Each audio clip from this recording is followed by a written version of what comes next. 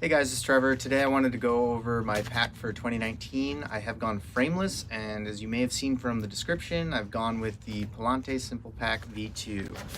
This is what the pack looks like. It comes in around 15.2 ounces.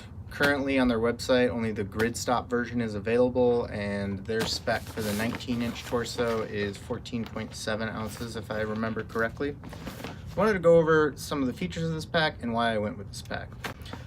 First of all, I wanted to become a vegan of backpacking, so that's why I went with Palante pack, so I can tell people about my Palante pack.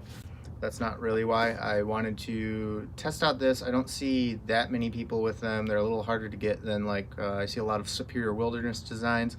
Being from Michigan, they were right up there to order from them for my first frameless pack, but I wanted to try out something different, so I went with this. So going over some of the features here, as everyone knows, it has this bottom mesh lycra pocket. It's got an ice axe loop here and here. I won't actually be using this for an ice axe. What I will be using it for is my trekking pole or trekking poles. My tent does get set up with a trekking pole, requires one, so I will either be attaching one in here and just bringing the one and then using the top part of the ice axe loop to secure it to the bag, or I'll put it in this water bottle pocket here and attach it in the same fashion. Cool thing about this as well is this is stashable, so if you don't want to use this loop, you can go ahead and tuck it inside of the front lycra mesh pocket, which I believe this is lycra mesh, this pocket. Going over that, if I can tuck this thing. Going over this front pocket, it seems like it's a heavier duty lycra mesh. It has this nice roll top sewn design, and the reason I like that is because I store a lot of things on the outside of my pack, like my ground sheet, my toiletries, my trowel, my spoon, my bear bagging kit and line if I'm bringing that, also a rain jacket, and sometimes even my tent will go in the tent body here, will go inside of this front mesh pocket. Now having this loop, I feel like it's going to be able to catch a lot things better than say the top part of my Z-Packs Arc Haul here, which I still have and will be keeping. I plan on using that as well, but just for longer trips and maybe trips that I'm maybe not so UL. Speaking of ultralight, this is a frameless pack, so they do recommend that your base weight's probably around that 10-pound or less mark. That way with water and food, you can quickly get up to 15, 16, 18 pounds, somewhere up in there, depending on how much food you're carrying and how much water you're carrying. Usually I carry about 2 liters, sometimes 2.7. The reason I carry the extra 0.7 is because I like to have the smaller water bottle. It's a little easier to get out of the pack. Coming around to the front of this pack, we've got 2 lycra mesh pockets with little cinchy things here and a front sternum strap. These are just the regular length. This is the 19-inch torso version. I'm about 5'8", so they say on their website the 16-inch torso should work well for people, I believe, 5'4" to 5'8", and then for people above 5'8", you should go with the 19-inch torso option. The reason I went with the 19 is not only because of the internal volume difference. The difference between the 16 and 19 is 31 and 35 respectively, liters that is, for the internal part. But because I'm a larger guy, having the larger torso actually makes this pack fit a little bit nicer. It does sit higher than most packs, so that's something to note. If you get this and you're like, why is this so high on my back? It's designed to be that way. And one of the reasons I think it's better is you can get into this mesh pocket on the bottom so much easier when a pack's resting a little bit higher up on your back.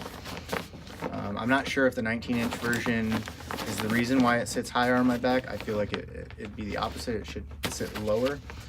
Coming around to the top here, we have our top loop, which is it's shifted differently from normal packs. So normally you're coming in and kind of picking it up this way, whereas this is this way. And I really like this handle design. I don't know why, it just feels good. It feels good in the hand. On top you have a strap to kind of compress things down in there, and then you're also able to loosen it and remove it, which that will stash right into your bottom pocket here. And then you've got your roll top dry bag design top. So it's just simple clips, and then it rolls out, and it's got 2 button snaps to close it up. Now, I believe this is probably one of the most durable cottage vendor items I've ever purchased, and I want to go over why I think that. And it all comes down to the seams. So a lot of times on these UL packs, they are waterproof. So they're made with a waterproof or water resistant material, and then the seams on the inside are seam taped with regular seam tape that we're all familiar with, or they're silicone sealed, but most of the time it's seam tape over the actual stitching. Now on this pack, it's different, and I will get a different angle here so you can see inside, but inside of this pack, it's got this red material that I feel like strengthens that joint. And the reason is it's a much heavier duty feeling fabric, and I just feel like I could stuff this thing full of gear and not worry about like seams pulling apart, stitches pulling apart, anything like that. But one of the drawbacks of that is that this is not seam tape. The material itself, the laminate that it's made out of, has this sort of plastic backing barrier, which I believe is waterproof, which makes the material more water resistant, but the seams are not. So I will be using a liner, either a Cuban liner or more likely a trash compactor bag or a nylon flume bag from a company like Lightsmith that sells those, which you should check out. If you haven't heard of them, go check out their website. But these joints, I'm not concerned so much about the water thing, because again, I'll just use a pack liner to keep my quilts and clothes and stuff that I don't want to get wet dry. So this will be my main pack. That's kind of just a quick overview of it for this 2019 hiking season. I really like it, really like the look of it. Looks like a little ninja walking down the trail. So far I've hiked a couple miles with it. Nothing major. It's winter here, it's cold. I haven't gone camping yet this winter. I plan on heading out within the next week or two on an overnight or 2-night trip somewhere local. But so far this pack carries great with the amount of gear. I've put it with 3-day dummy food, for example, and 2.5 liters of water carrying, or 2.7 liters of water that I've carried in it, and it has worked flawlessly. I will say that with my gear, these side pockets aren't the biggest thing in the world, so they could probably fit a 1.5 liter bottle and maybe another piece of gear like either tent stakes or something small that'll fit in there. I don't think you could jam. You might be able to do it, but I don't think you can jam 2 1-liter smart water bottles in these. They're just not designed for that, especially when you've got gear on the inside. And one of the things that I want to say that I was kind of concerned about, this is my first frameless pack, is the back of it.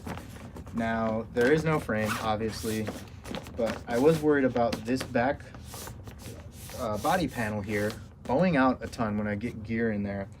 And it hasn't really done that. And the easiest way to even get it flatter is when you're packing your gear, you almost just put pressure on this back part and flatten it out. And the way that this pack is designed, I feel like this front pocket here, or this front body panel, almost comes out a little bit more, so more gear wants to get shoved more forward in it than towards the back. Thanks for watching this video, and if you made it through the end, awesome, great. Those are just my first impressions of the pack. I have not used it. I'll expect a review later on down the road, but for now, that's going to do it for this. Thanks for joining me, and I'll see you on the next one.